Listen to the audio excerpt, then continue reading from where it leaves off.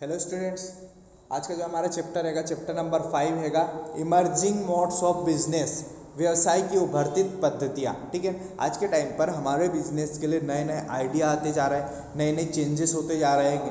पहले बिजनेस करने का और आज के बिजनेस करने का चेंजेस, बहुत सारे तरीके चेंजेस हो गए। ठीक है ना, तो इस चैप्टर में हमें वही पढ़ना है कि हमारे बिजनेस में कितने चेंजेस हो रहे हैं और कैसे हो रहेंगे। ठीक है, अब सबसे पहला जो चेंजेस हैगा वो हैगा ई बिजनेस, ई व्यवसाय का अर्थ। कारण क्या आता हैगा कि आज के टाइम पर सारी चीज़ें क्या हो गई, ऑनलाइन हो गई है। ठीक है, तो ऑनलाइन बिजनेस भी एक साधन हो गया, तो ई बिजनेस इसमें पहला पॉइंट आता है। आप पूर्व में व्यवसाय शब्द के आशय से परिचित हो चुके हैं। उद्योग और वाणिज्य, व्यापार और व्यापार में सहायक मिलकर व्यवसाय का सृजन करते हैं। ई व्यवसाय को ऐसे उद्योग, व्यापार और वाणिज्य के संचालन के रूप में परिभाषित किया जा सकता है जिसमें हम इंटरनेट का प्रयोग कर व्यवसाय क्रिया को संपन्न करते हैं। इंटरनेट एक सहज, सुगम, सार्वजनिक साधन है जिसके प्रयोग से व्यावसायिक इकाइयाँ सुरक्षित नेटवर्क का प्रयोग निजी रूप से करके अपनी व्यावसायिक गतिविधियों को अधिक प्रभावी और व्यापक बना सकती है। इंटरनेट के उपयोग करके इसे संचालित करने के लिए कारण ही ऐसे व्यवसाय को ई व्यवसाय कहा जाता है। ठीक है, ऑनलाइन अगर कोई बिजनेस किया जाता है, ऑनलाइन तरीके से इंटरनेट के माध्यम से अगर कोई बिजनेस आप कर रहे होगे तो ये क्या कहलाएंगे, ई बिजनेस कहलाएंगे। और सभी को पता है कि आज के सेक्टर में ई बिजनेस सबसे इंपॉर्टेंट पार्ट हो गया है। अब इसमें एक पॉइंट आता है ई बिजनेस वर्सेस ई कॉमर्स। ठीक है, ई व्यवसाय और ई कॉमर्स शब्द प्राय समानार्थी रूप में प्रयोग किए जाते हैं, पर इन दोनों का स्पष्ट अंतर है। जिस प्रकार व्यवसाय वाणिज्य की अपेक्षा एक व्यापक शब्द है, उसी प्रकार ई व्यवसाय एक विस्तृत शब्द है। वाणिज्य व्यवसाय का एक महत्वपूर्ण अंग है, ई कॉमर्स भी व्यवसाय का एक महत्वपूर्ण अंग है। ई कॉमर्स किसी व्यवसायिक संस्थान के अपने ग्राहकों, कस्टमर और पूर्तिकर्ताओं के साथ इंटरनेट के माध्यम से संपर्क कर विभिन्न व्यवसायिक लेन देन और कार्यों को संपन्न करता है, जबकि ई व्यवसाय न केवल ई कॉमर्स अपितु व्यवसाय द्वारा इलेक्ट्रॉनिक माध्यम के उपयोग से संपन्न किए अन्य कार्यों को भी शामिल करता है। ई कार्यों में उत्पादन, रहित stock management, product development, finance, human resource और अकाउंटिंग जैसी फैसिलिटी है। अब नॉर्मल सी बात है, हम ई कॉमर्स और ई बिजनेस में डिफरेंट हम अपनी लैंग्वेज से समझते हैं। बिजनेस का मतलब क्या होता है, माल बनाने से लेकर माल बेचने तक की सर्विस, लेना देना, सारी चीज़ें इसमें आती है। बट ई कॉमर्स में क्या आता है, सिर्फ माल की ट्रेडिंग करना। ठीक है ना, माल खरीदना और उसको बेच देना। ठीक, अब जैसे नॉर्मल सी बात है, अगर बैंकों द्वारा आपको फैसिलिटी दी जाती है ऑनलाइन बैंक अकाउंट खोलने की, तो ये ई बिजनेस में आ गया। ठीक है ना, आपको अदर कोई सर्विस दी जाती है कि किसी भी तरीके से, तो ये ई बिजनेस में है। बट अगर आप ऑनलाइन शॉपिंग करते हो, जैसे अमेजोन, फ्लिपकार्ट वगैरह से आप ऑनलाइन शॉपिंग करते होगे, तो ये फैसिलिटी किस में आती है, ई कॉमर्स में। क्यों? क्योंकि वहाँ पर वो माल बना नहीं रहे, सिर्फ क्या कर रहे हैं, माल बेच रहे हैं आप लोगों को। ठीक है, कहीं से वो माल खरीद रहे हैं और आपको बेच रहेंगे, ये फैसिलिटी उसमें दी जा रही है। बट अगर ई बिजनेस की बात कर लो तो उसमें आपको सर्विस वगैरह सभी चीज़ें प्रोवाइड हो जाती है। ठीक है ना, अब ई कॉमर्स से बात कर लेते हैं। इलेक्ट्रॉनिक कॉमर्स अर्थात ई कॉमर्स व्यवसायिक उपक्रमों के माध्यम से होने वाला एक संवाद कम्युनिकेशन है, जिसमें उपभोक्ता, वितरक, व्यवसाय के अन्य हिस्सेदार, सरकारी संगठन तथा वित्तीय संस्थाएं आदि व्यवसायिक कार्यों के लिए जुटे रहते हैं। इंटरनेट के माध्यम से उत्पादों एवं सेवाओं को क्रय विक्रय करना, फंड्स को ट्रांसफर करना तथा व्यवसाय से संबंधित सूचनाओं को इलेक्ट्रॉनिक डाटा इंटरचेंज आदि प्रदान करना ही इलेक्ट्रॉनिक कॉमर्स कहलाता है। ई कॉमर्स में व्यवसायिक गतिविधियों का संचार इलेक्ट्रॉनिक डेटा का उपयोग करके किया जाता है, अर्थात इसमें कागजी कार्रवाई नहीं की जाती है। इस प्रकार इलेक्ट्रॉनिक कॉमर्स व्यवसायिक सूचनाओं का आदान प्रदान का एक साधन है।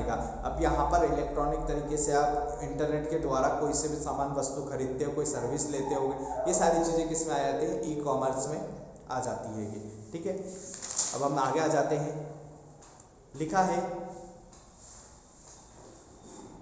कि utility of e commerce for business enterprises, वैश्विक बाजार में प्रवेश। ई कॉमर्स द्वारा व्यवसाय करने से विदेशों में अपने उत्पाद की जानकारी दी जाती है कि इससे उपक्रम द्वारा उत्पादित वस्तु की पहचान होती है। वैश्विक बाजार में प्रवेश, अब जो ई कॉमर्स के द्वारा आप बिजनेस करते होंगे तो वो क्या हो जाता है, ऑनलाइन करते हो तो पूरे वर्ल्ड में उसको बनाया जाता है। ऐसा नहीं, या फिर पूरी कंट्री में भी ले सकते हो। चलो ठीक है, आप इंडिया में स्टार्ट कर रहे हो तो ऐसा तो है नहीं कि आप इंदौर में करोगे फिर भोपाल में करोगे, नहीं, आप ऑल ओवर सभी जगह नेटवर्क का यूज़ करोगे। तो इससे क्या होता है, आपकी पूरी सभी जगह पहचान होगी। नेक्स्ट आता है नए ग्राहकों की, नए नए कस्टमरों की खोज। आप जितने ज़्यादा एरिया में फैलोगे, जितने ज़्यादा नई नई जगह पर आप बिजनेस स्टार्ट करोगे ऑनलाइन, तो उतनी ही जगह आपके ग्राहक बढ़ते जाएंगे। नेक्स्ट आता है नवीन उत्पादों की जानकारी।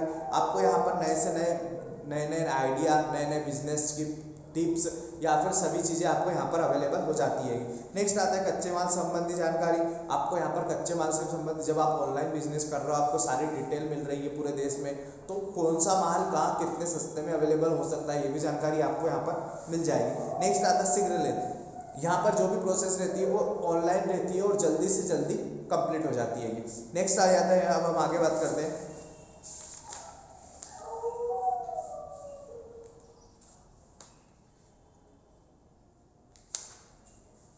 Other utility. अब यूटिलिटी यहाँ 3 टाइप्स की दे रखी थी हमें, ठीक है ना। पहली हमने बिजनेस ई कॉमर्स व्यवसाय के लिए उपयोगिता हो गई, ठीक है ना। नेक्स्ट दे रखा है कस्टमर के लिए कौन कौन सी फैसिलिटी देते, तो वैश्विक बाजार के लाभ।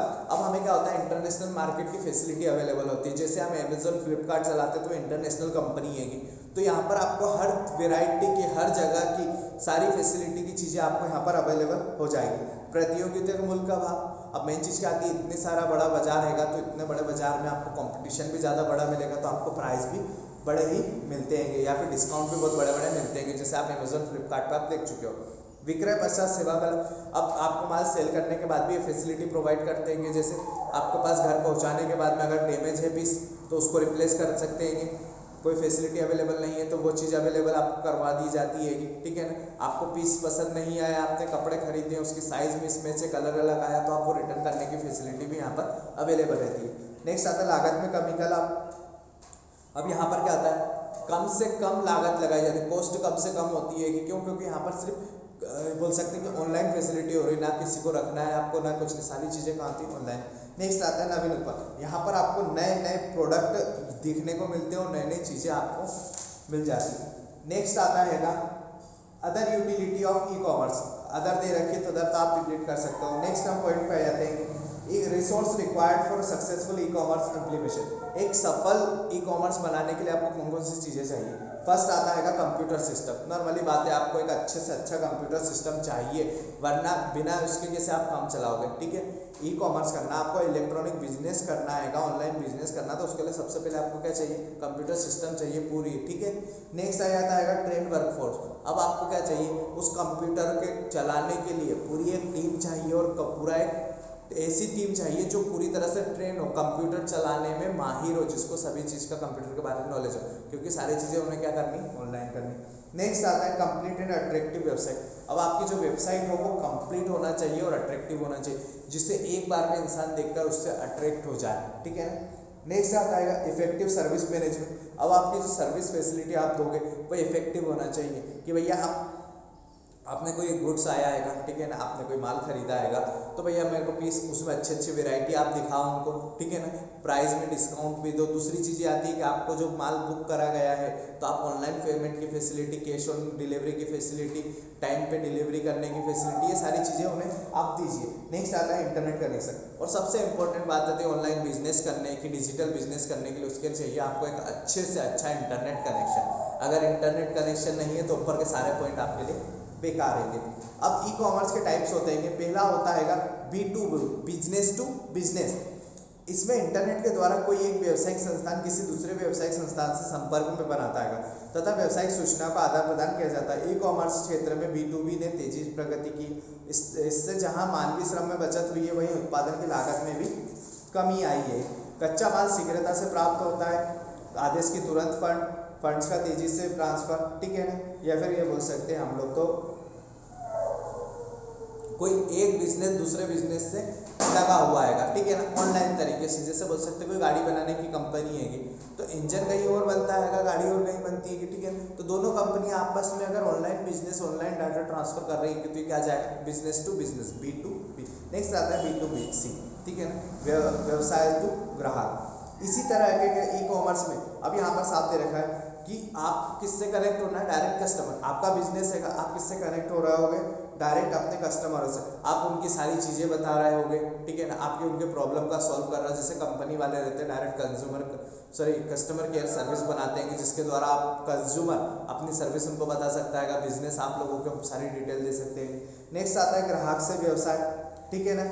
अब ऐसी चीज़ें जो कस्टमर कंपनियों को प्रोवाइड करते हैं, जैसे ग्राहकों से व्यवसाय में ई कॉमर्स की सेवा या उत्पाद सम्मिलित होते हैं, जो एक उपभोक्ता व्यवसाय को बेचना चाहता है। इसमें विशिष्ट व्यक्ति इस द्वारा इस विशिष्ट सेवा या उत्पादन को कुछ निश्चित मूल्य पर प्रस्तुत किया जाएगा।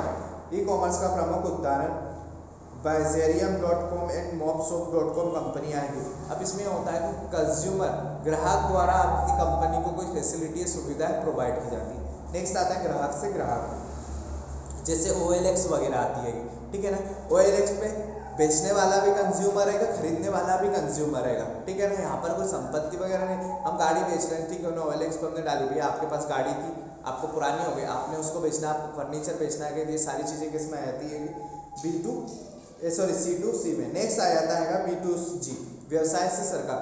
अगर बिजनेस द्वारा गवर्नमेंट को कोई फैसिलिटी ऑनलाइन रूप से प्रोवाइड की जाती है तो वो हो जाता है B2G, ठीक है ना। इसी के साथ ये वाला कंप्लीट पॉइंट होता है हमारा।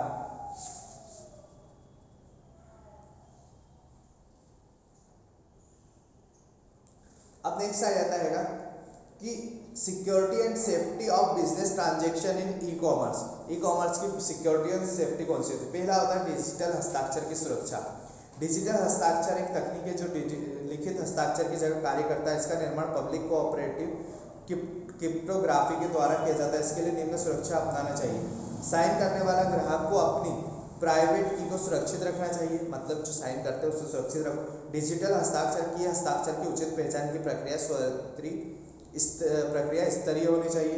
ग्राहक द्वारा पूर्व में भेजी गई जानकारी जैसे आदेश, व्यक्तिगत जानकारी तथा भुगतान संबंधी निर्देश में कोई परिवर्तन नहीं किया जाए, अन्यथा यह लेनदेन गलत माना जाएगा। नेक्स्ट आएगा ब्रांड हाईजैकिंग से सुरक्षा, to prevent brand hijacking. Company द्वारा यदि आपने उत्पाद का कोई नाम दिया गया है तो तत्काल उसका पंजीयन करा लेना चाहिए। इससे कंपनी के ब्रांडेड नाम का कोई उपयोग नहीं कर सकता है, ठीक है। सबसे पहले आती सिक्योरिटी ऑनलाइन डिजिटल सिग्नेचर की, ठीक है। अब ये फैसिलिटी अपना।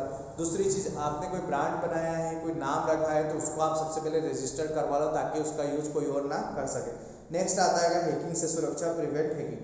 कंपनी की वेबसाइट में अन्य कोई प्रवेश न कर सके, यह भी एक प्रकार का अपराध है। इससे बचने के लिए अंतर्राष्ट्रीय संस्थाओं द्वारा अपराध रोकने के लिए कानून बनाया गया। इस संस्थाओं की सहायता अपराध रोकने के लिए की जाती है, जैसे the joint forum, European union. इनके द्वारा क्या होता है, जो हैकिंग वगैरह होती है उसको रोका जा सकता है। वायरस से सुरक्षा, वायरस द्वारा कंप्यूटर प्रणाली को हानि पहुंचाई जाती है, इससे अव्यवस्था भी फैलाई जा सकती है। इसके लिए इंटरनेट फायरवॉल सिस्टम को अपनाना चाहिए, ठीक है। अब नेक्स्ट हम आ जाते हैं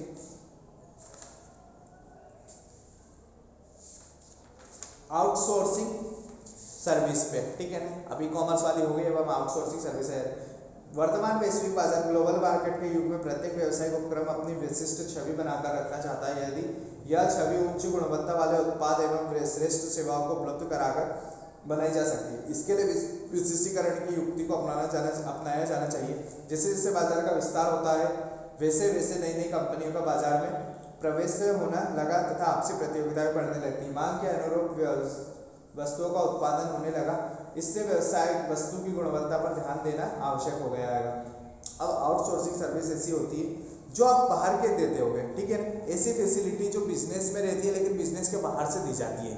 जैसे यहाँ पर एग्जांपल दिया है, वित्तीय सेवाएं, फाइनेंस फैसिलिटी, विज्ञापन सेवाएं, एडवर्टाइजमेंट फैसिलिटी, कोरियर सेवा, कोरियर फैसिलिटी, ग्राहक सहायता कस्टमर सर्विस सेक्टर, ठीक है ना, कस्टमर सर्विस सेंटर जहाँ पर आप कॉलिंग वगैरह करते हो, ये सारी फैसिलिटी क्या आती है, बाह्य सर्विस सेवाएं आती है।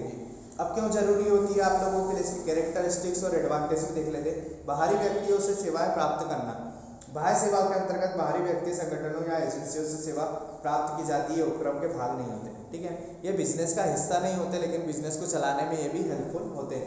अनुबंध के आधार पर सेवा, ये फैसिलिटी इनको एक ये बोल सकते हैं एग्रीमेंट के थ्रू दी जाती है कि अगर कोई कंपनी ने किसी के साथ में एग्रीमेंट बनाया कि मैं आपको साल भर तक सर्विस प्रोवाइड करूंगा, आप मुझे इतना भुगतान करना, तब तक ये सर्विस उनको दी जाती है। नेक्स्ट आता है कम महत्वपूर्ण कार्यों के लिए प्रायः। अब कुछ ऐसे काम होते हैं जैसे एग्जाम्पल दे रखा है, जैसे एक कार निर्माता कंपनी कार का इंजन बनाने के लिए बाह्य सेवा का प्रयोग नहीं करती बल्कि मशीनों के रखरखाव या कर्मचारियों की भर्ती के लिए बाह्य सेवाएं प्राप्त करती है, ठीक है। अब कार बनाने वाली कंपनी है कि उसका इंजन बनाना तो मेन काम हो गया, वो काम किसी और को देगी क्या? नहीं, वो खुद करेगी। बाकी के जो काम होते हैं जैसे एम्प्लॉयज को रखना निकालना, ये उनका काम हो गया, ठीक है। सॉरी, रखना उनका काम नहीं है, इन्हें बाहर किसी और को दे दिया। किसी एजेंसी को दे दिया है कि मुझे एम्प्लॉयज़ की भर्ती का डिपार्टमेंट आपका आएगा, आप हमें वर्कर ला कर दोगे, ठीक है ना। मशीनों की रख रखाव मतलब जो भी इसका रिपेयरिंग का कॉन्ट्रैक्ट किसी और कंपनी को दे दिया, ये इसका काम हो गया। नेक्स्ट आता है कार्य की गुणवत्ता प्रबंधन। अब यहाँ पर ये होता है कि जिस काम को, जिस सर्विस को दिया जा रहा है हम लोग, तो उस काम में वो व्यक्ति माहिर है। जैसे एडवर्टाइज कंपनी, आप खुद एडवर्टाइज बनाने से अच्छा एडवर्टाइज कंपनी को एडवर्टाइज करने को दोगे तो उनको आसानी रहेगी, क्योंकि वो उस काम में महारत हासिल लेगी, ठीक है। कार्य में विशिष्टता, अब यहाँ पर जो एजेंसी जो काम करती हैगी उनको उस काम में महारत हासिल होती है या फिर उनके लिए बहुत अच्छी रहती है। अब सबसे पहली जो यहाँ पर types of business process outsourcing दे रखी, बाहर बिजनेसों के प्रकार में दे रखा। पहली दी है फाइनेंस सेक्टर सर्विस। वित्तीय प्रबंध करना बड़े व्यवसाय के लिए एक बड़ी चुनौती है। बिना वित्त के कोई भी उपक्रम स्थापित नहीं किया जा सकता है। अब यहाँ पर होता है कि बिना पैसों के आप कोई बिजनेस नहीं कर सकते, आप बिजनेस को बढ़ा नहीं सकते। तो फाइनेंस सर्विस क्या करती है कि जैसे बैंकों द्वारा फाइनेंशियल सर्विस होती है, अदर सोर्सेज को द्वारा फाइनेंशियल सर्विस होती है, जो आपको क्या करते हैं एक टाइम पीरियड के लिए मनी प्रोवाइड करते हैं। जैसे बैंक द्वारा लोन फैसिलिटी हो गई, ठीक है ना, अदर और भी फैसिलिटी होती है जो हमको मिलती है, जिसके द्वारा हम क्या कर सकते हैं पैसा लेकर और बिजनेस कर सकते हैं। नेक्स्ट आता है एडवर्टाइजमेंट सर्विस। यहाँ पर आपको एडवर्टाइजमेंट फैसिलिटी मिलेगी। अब एडवर्टाइजमेंट सभी तरह के हो सकता है, न्यूज़पेपर वाला भी हो सकता है, पोस्टर लगाने वाला भी हो सकता है, टीवी वाला भी हो सकता है, अदर सारी चीज़ें जैसे सिटी बस वगैरह जो प्रिंट होती है वो सारा एडवर्टाइज में आता है। तो यहाँ पर एडवर्टाइजमेंट कंपनी सभी तरह के एडवर्टाइज फैसिलिटी प्रोवाइड करती है। नेक्स्ट आता है कुरियर सर्विस। कुरियर सर्विस का होता है कि आपकी पोस्ट को एक जगह से दूसरी जगह पहुँचाना, ठीक है ना, आपके डॉक्यूमेंट को एक जगह से दूसरी जगह पहुँचाना, ये कुरियर फैसिलिटी हो। नेक्स्ट आता है ग्राहक सेवाएं, ठीक है ना, कस्टमर सपोर्ट सर्विसेज। अब इसमें ये बोल सकते हैं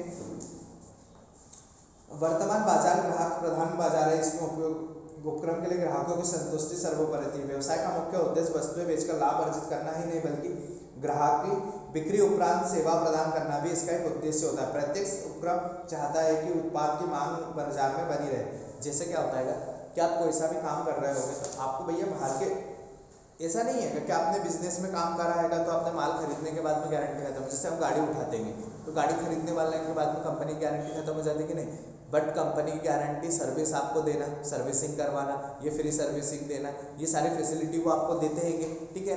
तो ये भी आउटसोर्सेज सर्विस में ही आता है। यह कार्य बाह्य सेवाओं के रूप में उन व्यक्तियों या एजेंसियों से करवाया जाता है जो इस कार्य को करने में रुचि रखते हैं एवं इस प्रकार की सेवा देने के लिए विशेषज्ञ। कई बड़ी कंपनियों की सेवा प्रतिनिधि कई शहरों में कार्यरत है।